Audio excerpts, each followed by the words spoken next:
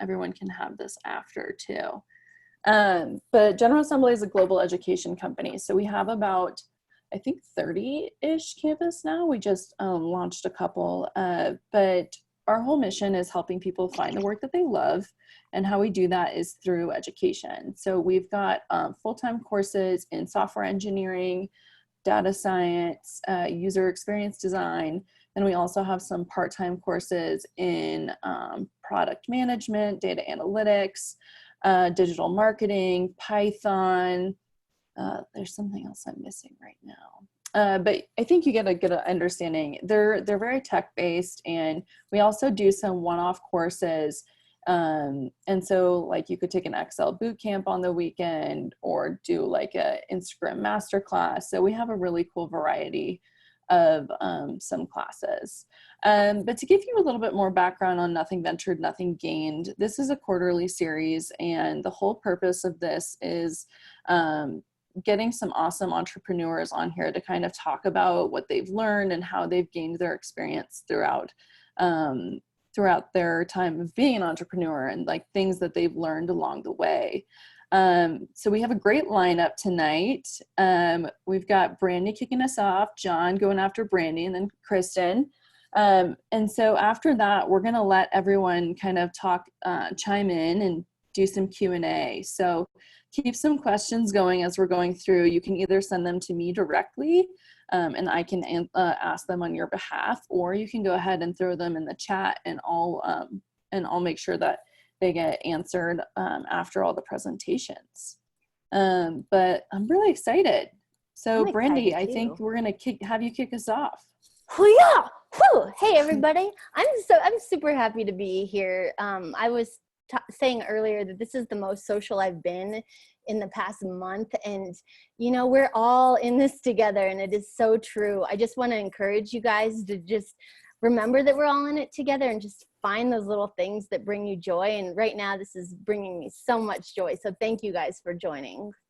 Hello, my name is Brandy Shigley. I'm the founder of Fashion Denver, and I am the marketing girl for Bradley Allen Apparel. We design dress shirts, dress pants, and polo shirts for the super fit, buff dude. So that is what I do, and that's my career. And let's go to the next slide. So one of the things I think is so important is our history. Our history is truly our story. Share it. It makes the journey of entrepreneurship a human experience. For me, I was born in the Philippines. I was abandoned at birth. I went into an orphanage, and then I had a foster mother take care of me for up until I was 16 months old, and I was adopted into the most amazing family. And that is part of my story. That is part of my journey. And I feel like when we can be more real, when we can be more human about sharing those broken parts of who we are and those kind of crazy stories, it just makes our experience as an entrepreneur even more heartfelt. And as an entrepreneur, I'm actually celebrating, this is my 21st year of being an entrepreneur. I've seen more and more just how my history, from even dating back to being a little baby, affects my business now. And so I just want to encourage you, in whatever it is that you're doing, share your story, share where you're from, share your roots. Nobody has perfect roots. So it's great to just be able to share that vulnerability as part of our story, in our own story of entrepreneurship. Next. So for me, if something is not fun and if I'm not playing, I don't want to do it. So finding ways to play in our work life will always keep things fun, and fun added daily to our schedules means less stress, and we all need less stress. So what you guys are seeing in this slide, when I was 9 years old, I was obsessed with making paper purses. You're looking at my original paper purse driver's license. I put that I was a sexy female. I don't know if I meant to do that. And then we've got some of my original fashion sketches. And flash forward to the very beginning of my very first business I started when I was 23, I actually became a handbag designer. So going back to what it was like as a child and feeling that playfulness and feeling that obsession of making a paper ID to go into my paper wallet and a paper wallet to go into my paper purse and a paper lipstick, and then seeing that actually come to fruition is such a fun part of my story of being an entrepreneur. And I think that sometimes life just gets so heavy and so stressful and crazy that we forget to play. So whatever it is that you are doing, like, think about those things that just drove you wild with excitement as a child, and keep remembering to play. No matter how old you are, always, always, always play. Next. Share your failures and and be vulnerable. Oftentimes our biggest failures lead to success that's right around the corner. There have been many times in my career where I failed, and I started to realize that failure doesn't mean that I'm a failure. It might just mean that my purpose wasn't happening in whatever situation that was. So about in 2008 to 2012, I actually had a boutique called Fashion Denver, which is still the company. And as I was in that business, I just realized I didn't want to do it. It drained me. It took away from my passion. And so I ended up closing down my boutique, and I felt like such a failure. I felt like I was failing all the local designers. And I realized after, designers were like, Brandy, you inspire us to do what we love, and you need to do what you love. So what I realized was, throughout these things that didn't work out for me, it's okay, because something way more magnificent is just waiting around the corner. So don't be afraid to fail, and don't be afraid to be vulnerable. I think, again, and especially right now, it's so important for us to be vulnerable and to share what we're really going through, and to share that, like, life is not always a glittery, perfect thing. In fact, most of the time it's broken, and it feels scary, and it feels like we don't know what's going to happen. And that's what we need to share, because when more people can be real, when more people can be vulnerable, when more people can actually share the sadness and the brokenness, that's when we grow. And when we share that vulnerability and those broken things, that's when not only do we begin to heal, but we can also help heal other people. Next. Okay, find a mentor or somebody who knows more than you. This is so important. There were so many years where I'm like, I know everything. I do not need anybody to tell me what to do. And even sometimes now I still am like, don't tell me what to do. But I realized, like, after I just like soften up my mind and then like, all right, tell me, what can I do to be better, that I don't know everything. So it was definitely letting go of pride, letting go of the fact that it's okay not to be great at everything, and find those people in your life that that can teach you, and that can inspire you, and that can help move you along, especially in the parts where you might have no idea where you need to go next.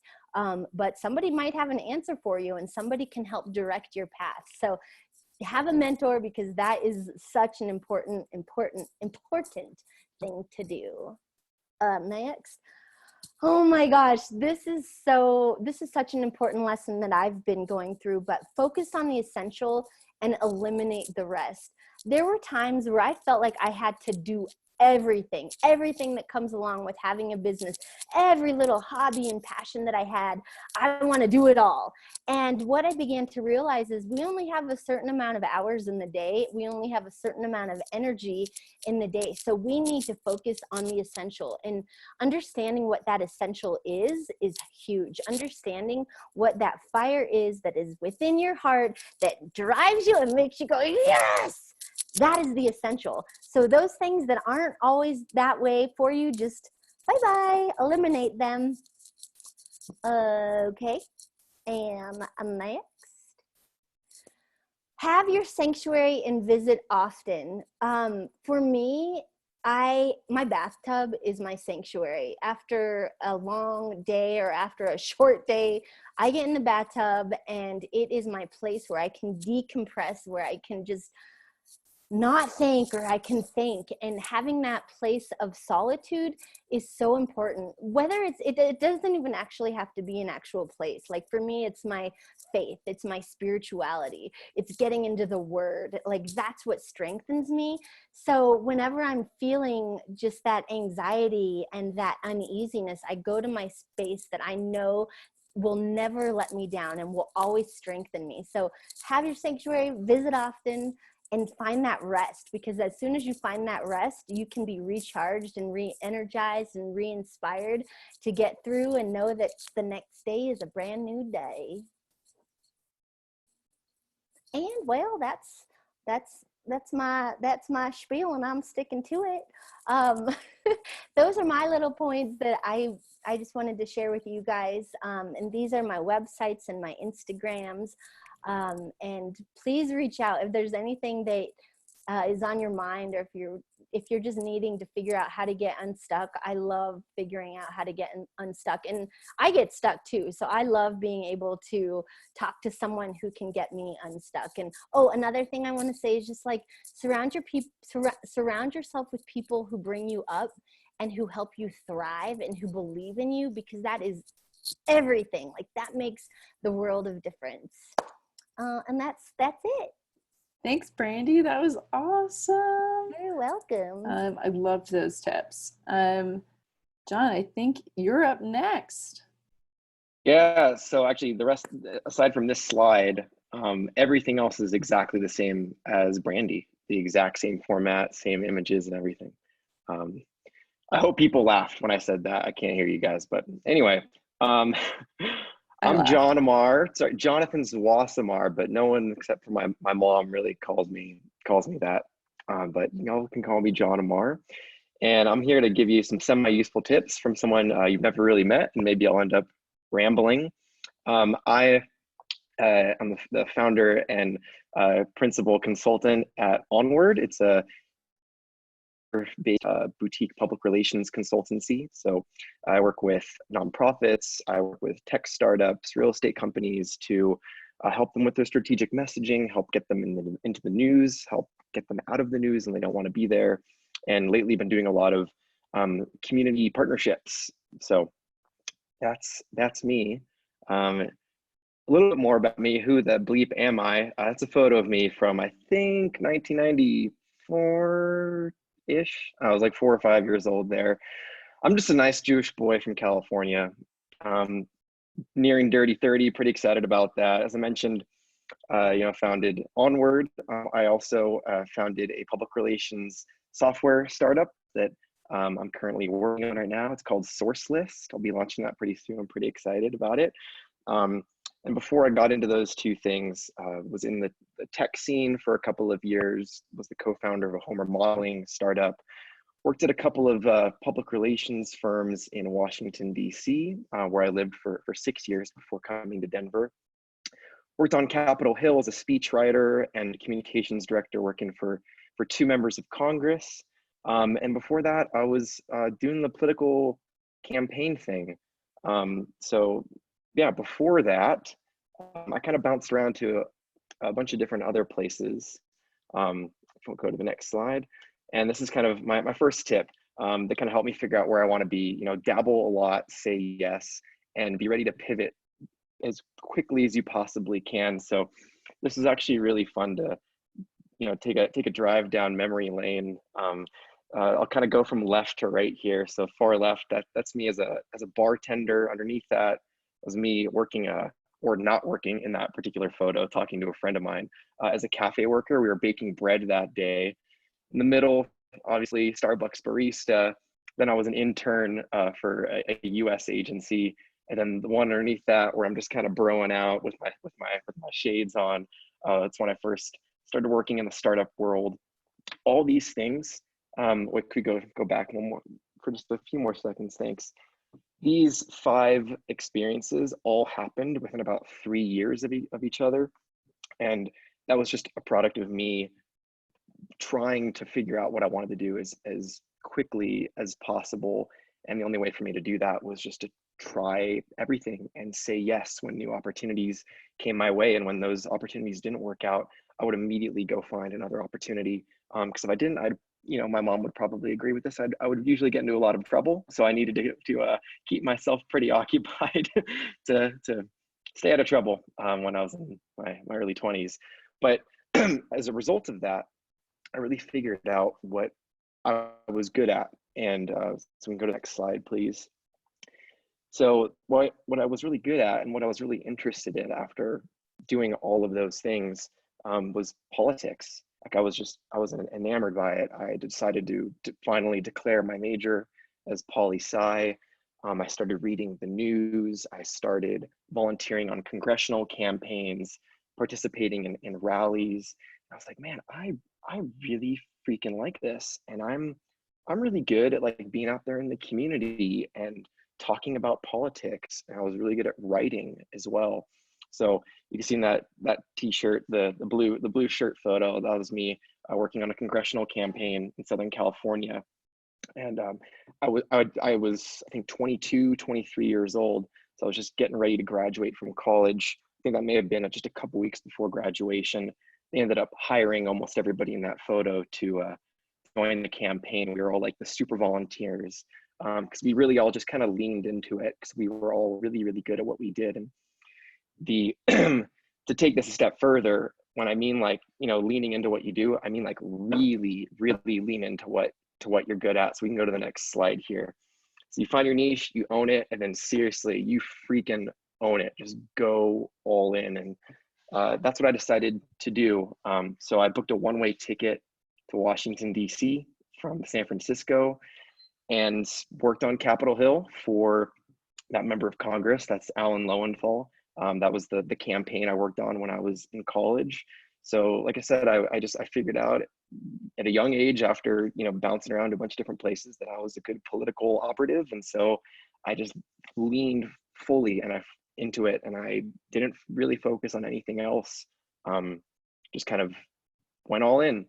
And that was really, really experience for me. And I would encourage everybody to really figure out what their niche is and lean in completely. Next slide, please. This is a really, really big one. So know and defend your worth. And I've been talking to a lot of people about that the past couple of months, especially folks who are going through career changes or who are generally unhappy with what they do. If you're not getting paid your worth, or if you are not being respected in the workplace, you have to stick up for yourself, because there are better opportunities out there. And like I said in the previous slide, if you dabble a lot, you'll figure out quickly what your worth is, and you'll figure out how quickly, I think you'll surprise yourself with how quickly you could find the next thing if you really know, honor, and defend your worth.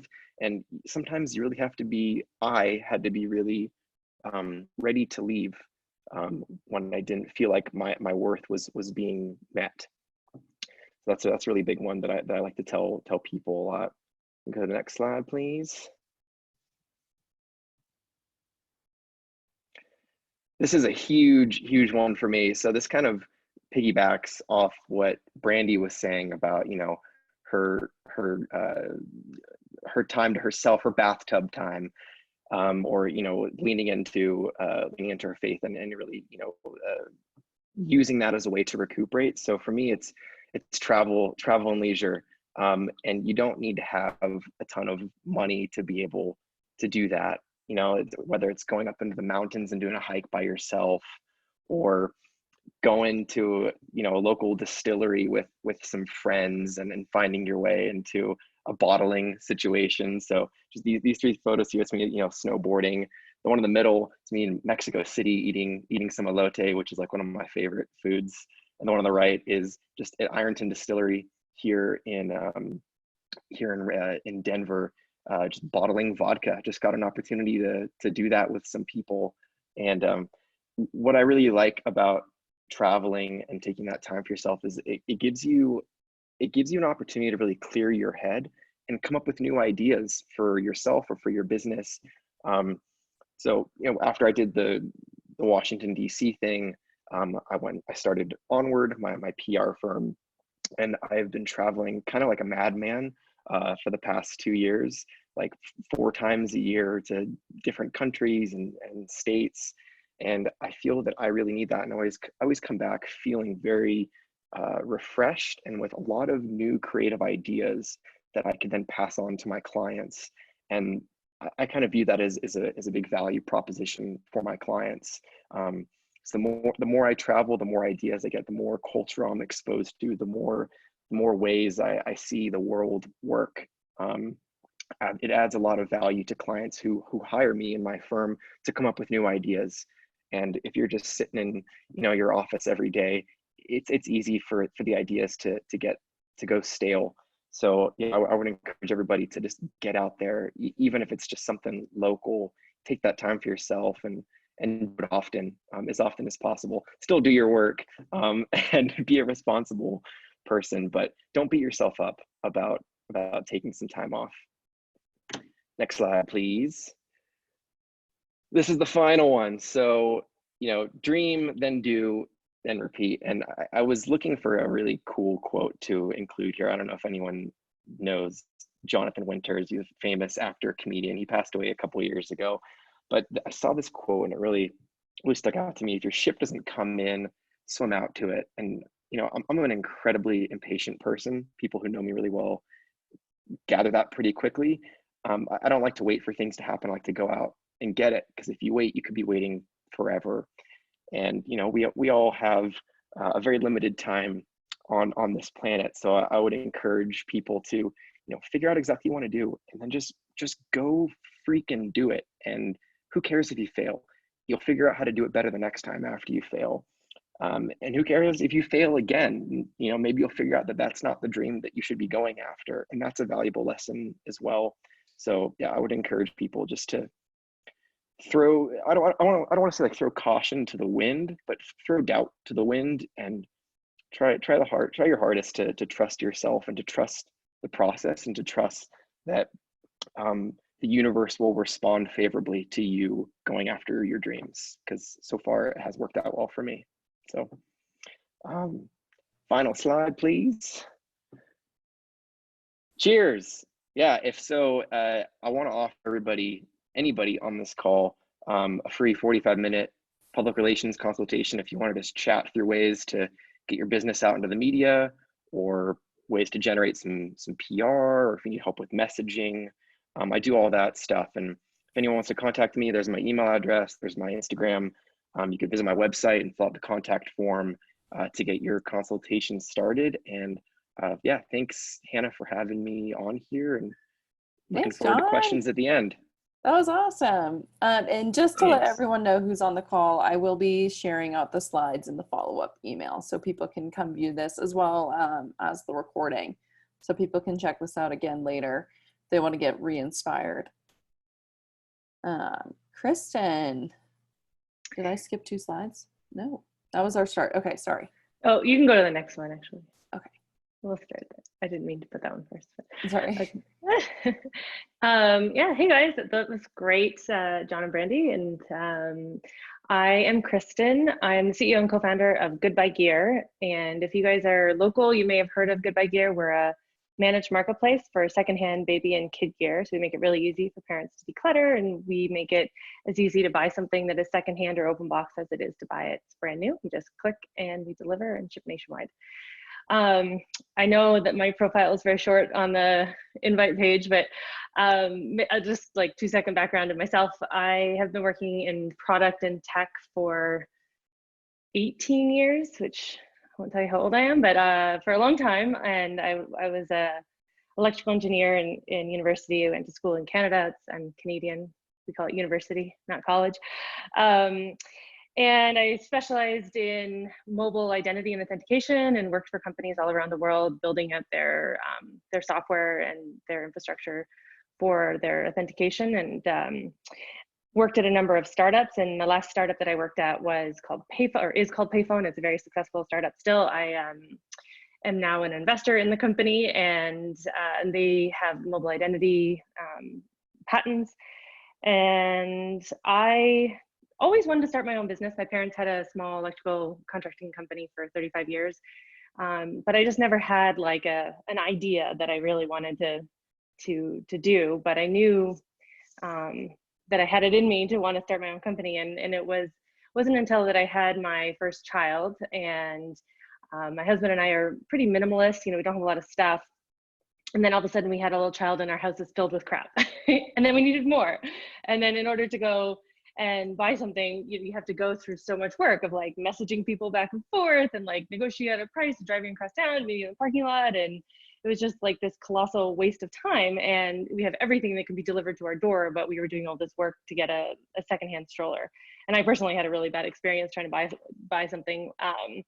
So I was like, this is just ridiculous. There's got to be a better solution, and looked around, and I couldn't find a better solution. So I just started, sent out an email to, if there's anybody here from the Highlands Mommies group, thank you. That was like, I'm part of that group. And I sent out an email to the group, and I said, hey, I'm like super frustrated here. Does anybody else share my frustration? And I sent out like a little survey, and over 80% of people said they were super frustrated. And so I was like, okay, maybe we got something here. And long story short, 2016, we started the company, and I'll talk more about who we is and get into a little bit more, but you can go to the next slide. And this is, so Good by Gear, and 2016, we've sold a whole bunch of items, 2,000 items. We have our warehouse in Arvada. We have 2 warehouses in Arvada, actually.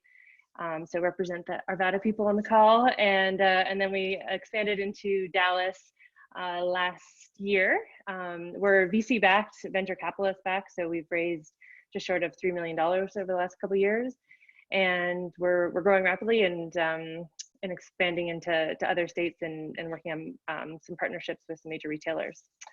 Okay, so my tips for starting a company. We've made every mistake that you can make starting a company. So hopefully this is, if anybody's doing like a product-based company or I guess any type of company, just the first thing I would say is don't be a vitamin, be a painkiller. And what I mean here is that people will always say, oh yes, I need that. But then if you ask them to actually pay for it, they're like, I don't know. And so when we started the company, we actually built an app, and we had people, we're like, we'll make it so easy, because we thought the hardest part of the problem was, coordinating the delivery. So we said, just take the photos yourself, and then when they sell, we'll pick them up and we'll deliver it.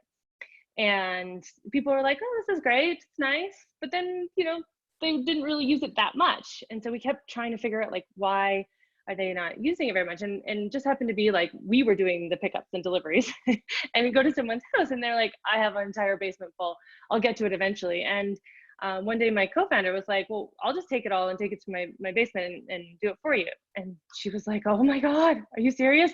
Okay, let me get it now. Like brought all of the kids' stuff up that they'd grown out of, and then she told her friend, and her friend told her friend, and all of a sudden we did 20 of them without it being on our website, and our garages and basements and everything got filled up. And we and then we started charging for it and charging more for it and charging more for it. And we realized that we had become the painkiller and not the vitamin. And so I think that's like the big thing is that you really have to find something that people really, really need, like you're solving a real problem.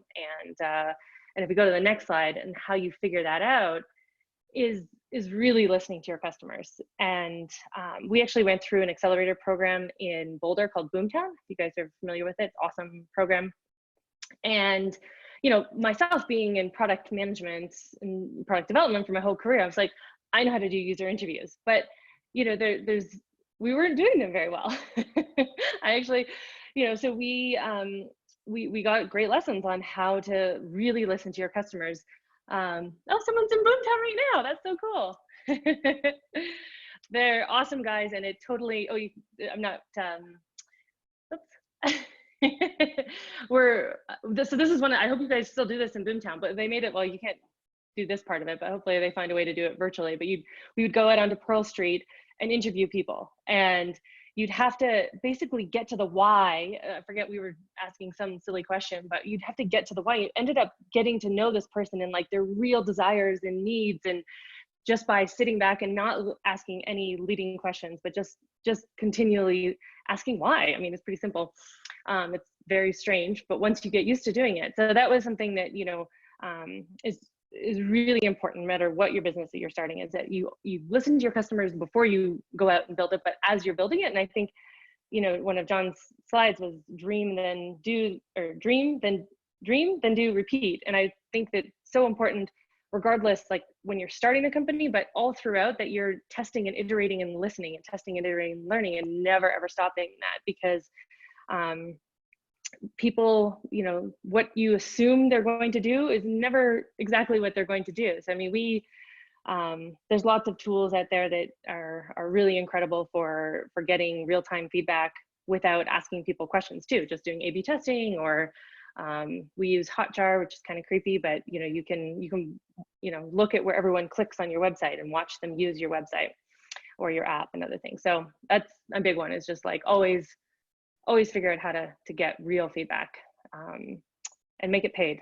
Everyone will say I'll use it if it's free, but okay. And then the next one is, as you're building your business, I think, you know, one of the things Brandy said is get a mentor and get advisors, and absolutely, like that is so important. We've had such incredible advisors from Boomtown, and then throughout the journey after Boomtown, we have an incredible team of experts. And you know, we're really fortunate, if those of you who are based in Denver and Boulder especially, it has this amazing culture of give first. And so every entrepreneur and every founder and investors out there, they'll give you their time. And I mean, from what we've learned, I'm happy to give time to anybody too, but like there's people that are way further along than us that have been able to help us, and so we don't make the same mistakes, and that you learn from others, and that you get those lessons that are specific to your business. And so I think having advisors is super, super important. But then the other thing is, like, don't pay experts to build your product. And I think,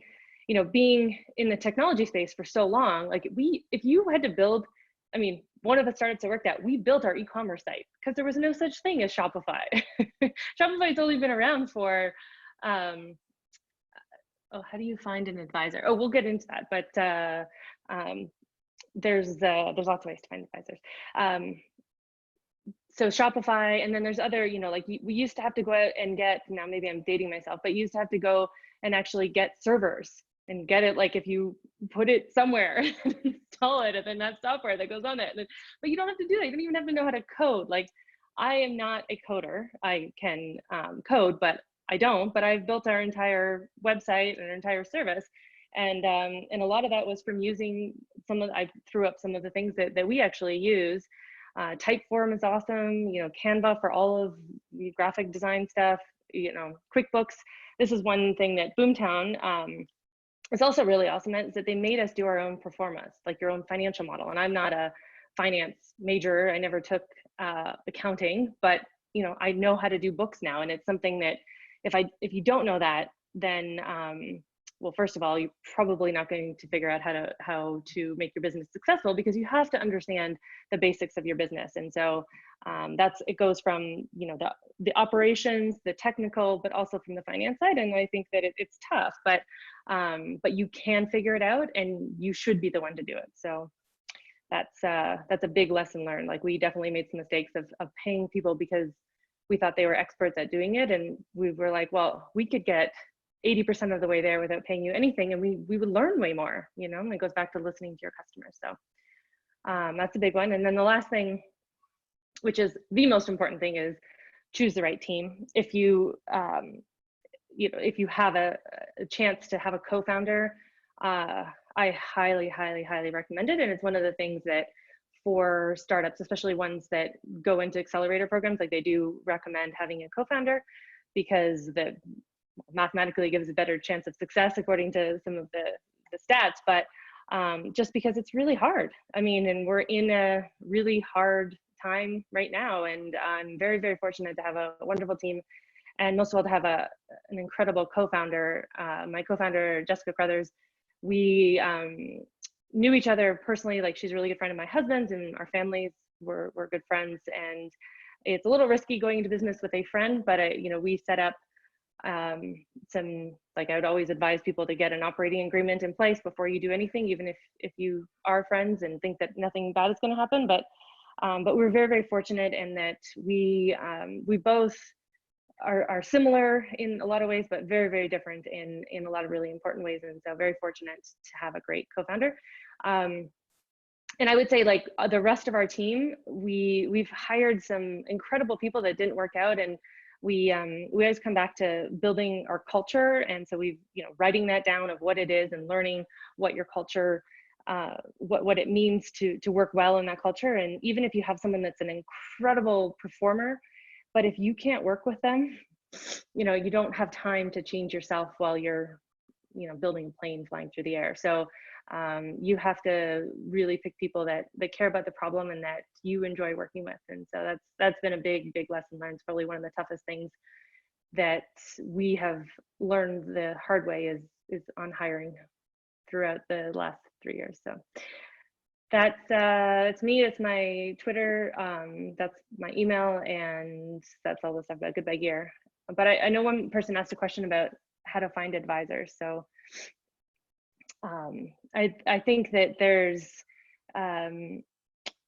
unfortunately, these type of events are amazing at finding advisors because you can meet and greet. And I actually, before we started the company, I got an advisor by going to one of these events. I don't know if it was with you guys or was with RVC, but it was like a startup event. And so I think just networking and meeting people is a really great way. And then if they're not the right person, like if you have my email right here, if you're looking for an advisor to help you with a specific problem or industry or question, like if I know lots of people, everybody here on this call knows lots of people. So I think that, just putting it out there at networking events is a great way to find advisors. And then of course, applying to accelerators, you get bombarded by advisors. It's called mentor matching, and they call it mentor whiplash, but you like meet with, I don't know how many it is, maybe the person who's going through Boomtown right now remembers, but it's like 50 some people in a day. And they're all these things like incredible founders and service providers and investors and stuff. So going to an accelerator is a great way to get advisors.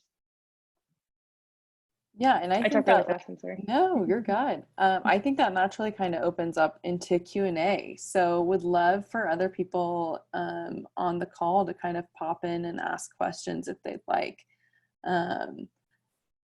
Yeah, feel free to just toss in the chat. I want to quickly just add to what Kristen just said. I actually I'm in the middle of starting a public relations software startup, and I went to like a community pitch event very similar to this format, and I walked away with an advisor. So she's spot on. It's like the quickest, easiest way to do it. That's great. Thanks, Sean. I guess I have a question to kind of kick us off.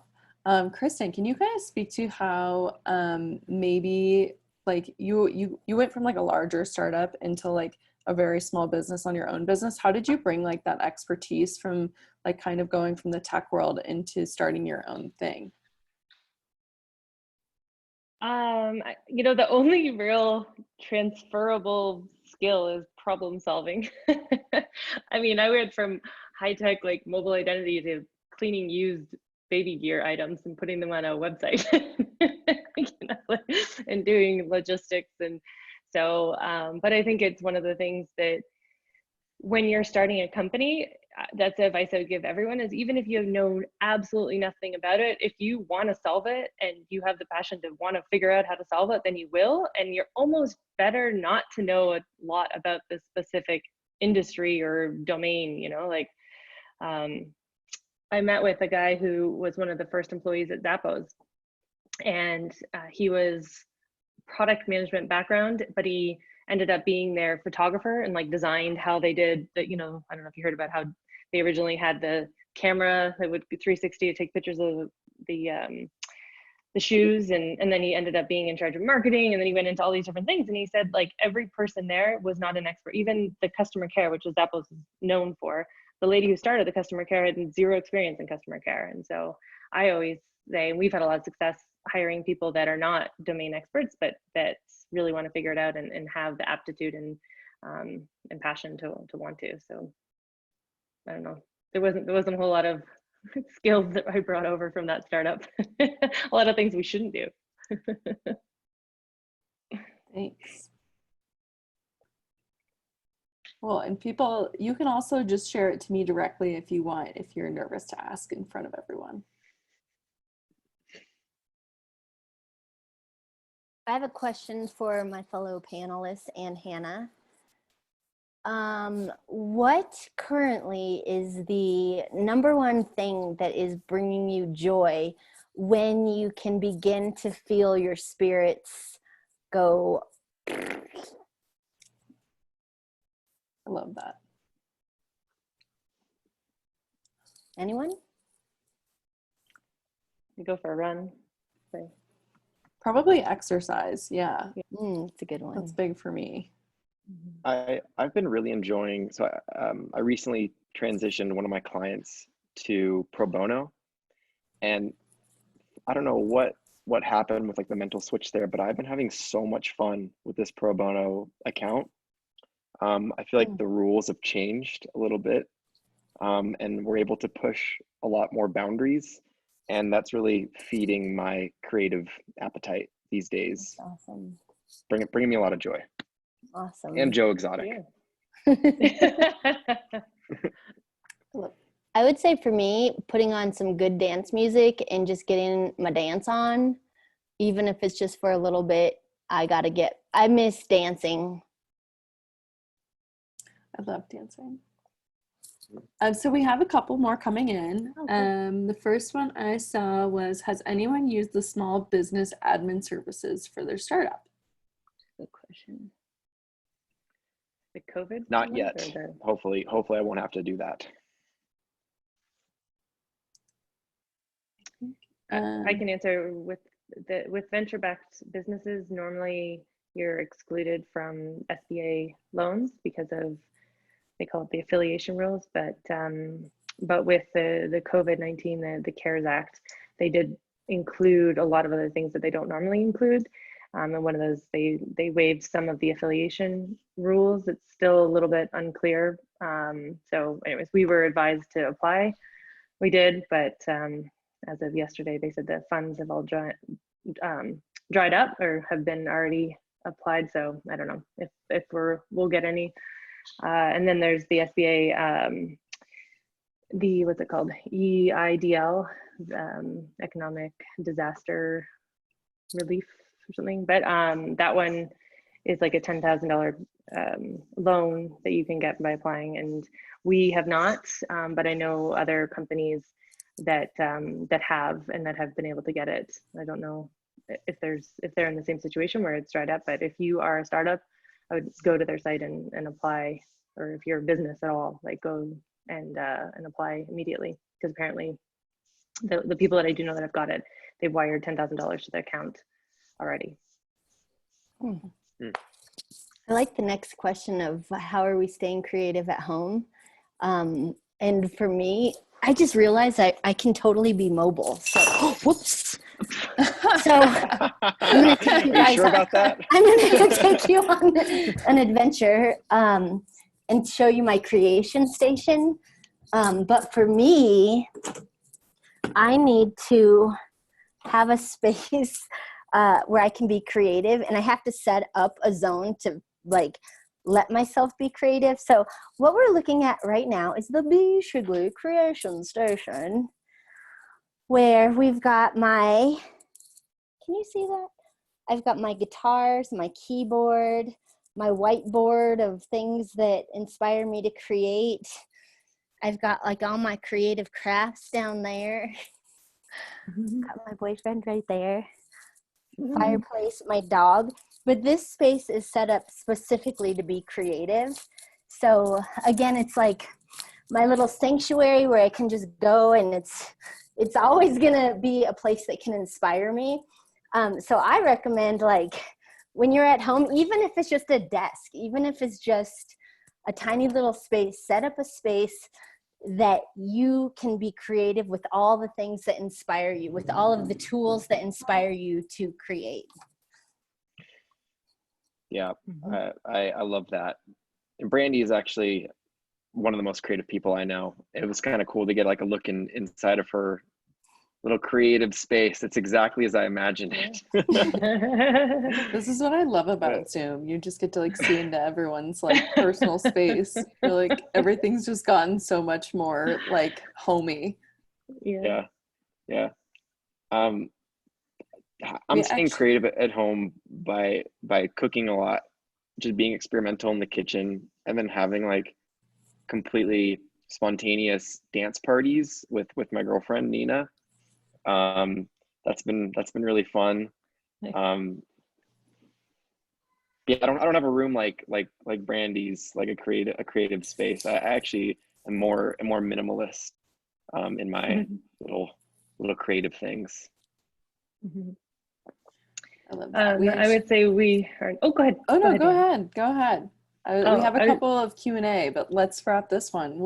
How do you get creative? I don't have a very good answer because I'm not being creative right now. We're just trying to keep the lights on.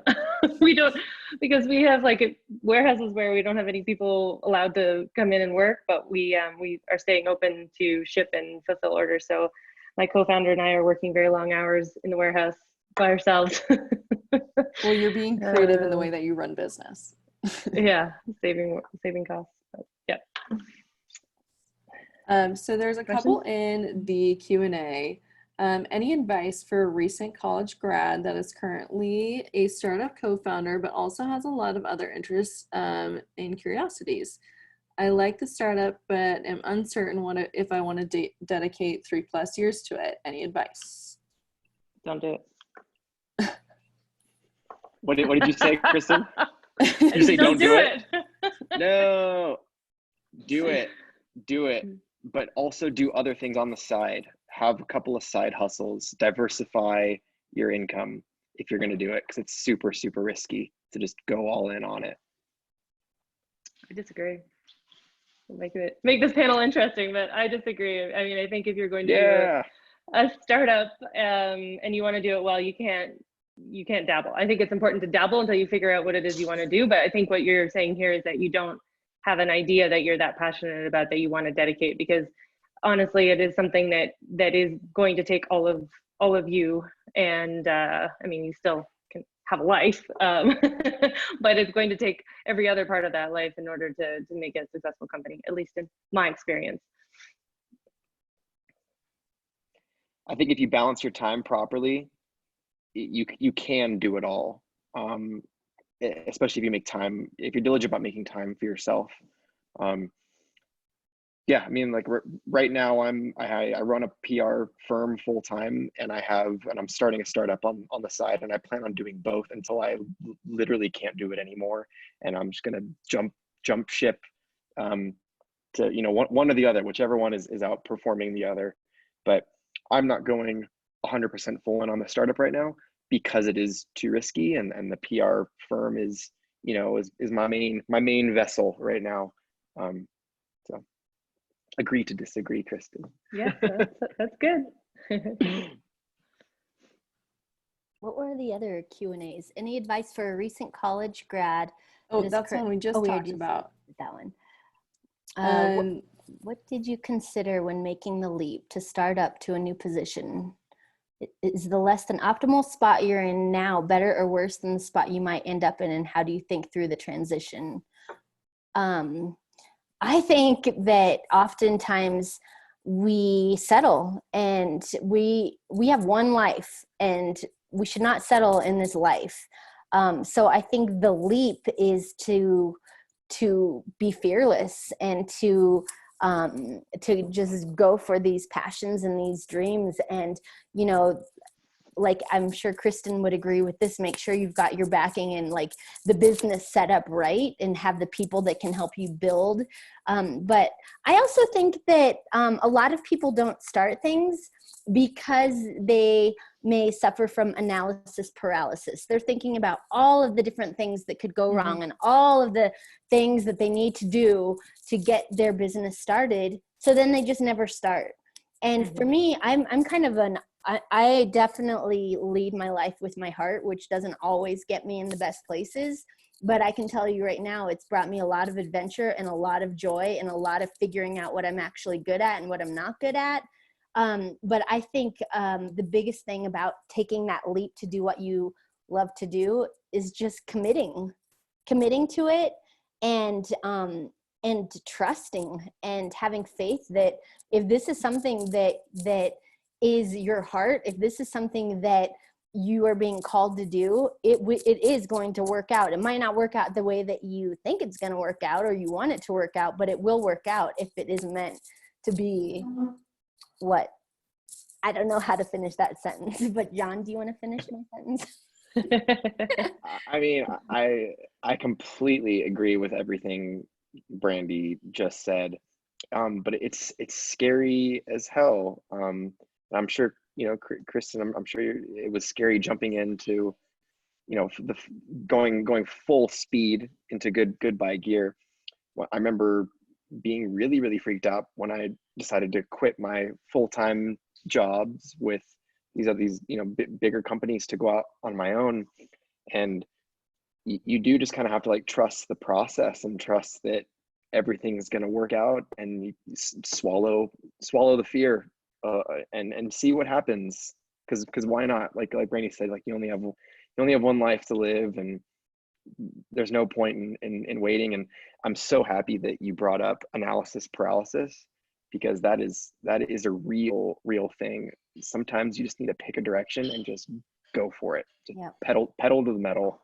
Yep, absolutely. Really, oh, sorry. So I actually agree with John. I No, think I that do. really ties into, there's like somebody's saying another question that's like, what's the scariest move that you took early on? And I think that really speaks to what you guys were talking about. Kristen, is that kind of what you were thinking about too, or how do you feel about that? But your move?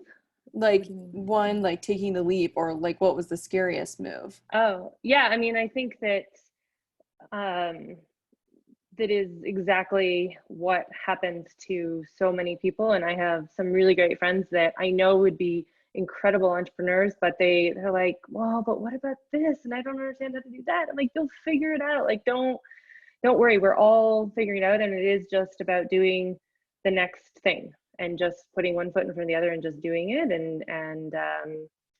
And you will figure it out. Like, I think that is the best advice, is just do it. But the thing that I would say is that you also don't want to start a startup if you're already on ramen noodles. And, you know, like, I think that you have to figure out how to have a little bit of a cushion in order to prepare yourself for not making any money for, you know, the foreseeable 6 months to a year. And unless you have some like rich friends or something that will invest in your company. I mean, like, that most people are not going to invest in a company until you've got some traction. And I think that's the most frustrating thing that people don't understand. And I would say, like, we were one of them too. It's like, oh, but we have traction. It's like, no, 4 customers saying they like your service is not traction. Like, you actually have to have tens of thousands of dollars in revenue before someone's going to be like, okay, I'm going to write you a check and invest in your company. So how do you get from 0 to there? And so you can't do that on ramen noodles. Like, you do need to have some sort of a cushion so that you can feed yourself or feed your family, and make sure that you can dedicate the time and energy to starting the company, because it's going to be really hard. And that's the only thing. Like, put one foot in front of it and do it, but make sure you have the means to be able to do that, and for it to take time, you know? Yep. I agree with you, Kristen. And I didn't go out on my own to start my own company until I felt like that I had a solid cushion to fall back on, just in case, you know, shit hit the fan. And I wouldn't have to worry about missing rent one month, you know. So do that, because, you know, I'm starting another company, this technology company. You know, VCs, they don't want to see that you're going to be paying yourself a salary for the first year. They want you to put dollars elsewhere. They want you to be putting in sweat equity. So in order to meet that expectation, to Kristen's point, you need to have, you know, a pretty nice cushion underneath you, at least to cover the basics. Yeah. Good. I like this. Oh, I see what you said. The scariest move you took early on into starting your business. Sorry, I missed this one. I think that one for me was, which is weird, and I don't want to make this into like a female male thing, but it was really weird for me to feel like I am not taking my my salary and I'm paying a nanny full time. Like that was really hard. But one of the things that we have encouraged and think about is just like, it's not the mom's job to pay 100% for the nanny. And so like mom and dad should share that cost. And so I didn't need to feel so much guilt. But that was the hardest thing initially, was just not like paying someone without paying myself. So start the business when you don't have kids. There's a lesson. But you love your kids. I do. That's the reason why we started this. But Awesome. So we'll do one last question. What are some things as examples that you're good at and not good at? I, as an entrepreneur, when I was a one-woman show and tried to be good at everything, and realized very quickly, here's the things I'm not good at. Or let's not start off with here's the things I'm not good at. Here are the things I'm good at. I love the communication aspect. I love being around people and connecting. I am a connector. I'm an idea generator. The things I can do, but I'm not great at, are doing all of the nitty gritty to get an idea down and all of the step-by-step rigmarole, red tape, like all the stuff. So with the company Bradley Allen that I helped to start, we brought on an operations manager. So she can handle the financial stuff. She can handle those little nitty gritty things to allow me to free my mind to be able to come up with the ideas to produce our photo shoot, or to come up with the next ideas that we have for our next marketing campaign, or just to even be like that athlete relations girl. So I guess is that my left or my right brain side of things that I like? The creative and the not so super side of things. That's what I'm not good at. What about you, panelists?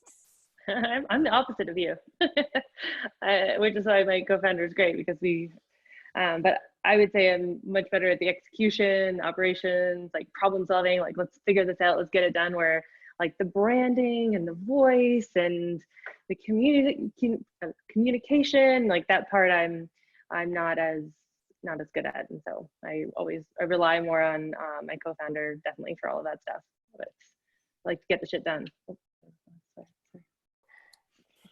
John?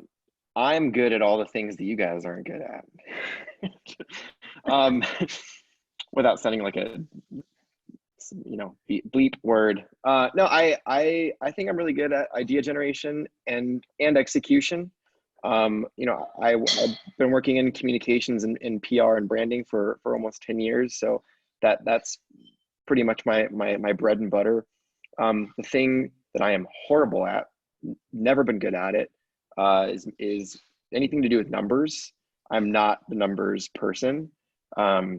So, I mean, I remember being a little kid and like having the hardest time even writing the number 8. Like I couldn't even do that. So it's, yeah, don't hire me to be your numbers person. And when I start growing this PR startup, I will be bringing on like an accountant and, anyone who's better at numbers. It's any role that's good at that. Awesome. Well, thank you everyone for joining in. Attendees, thank you for coming here tonight. And panelists, thank you so much for all this lovely insight. I think we can say that everyone gained a lot from it. I know I certainly did.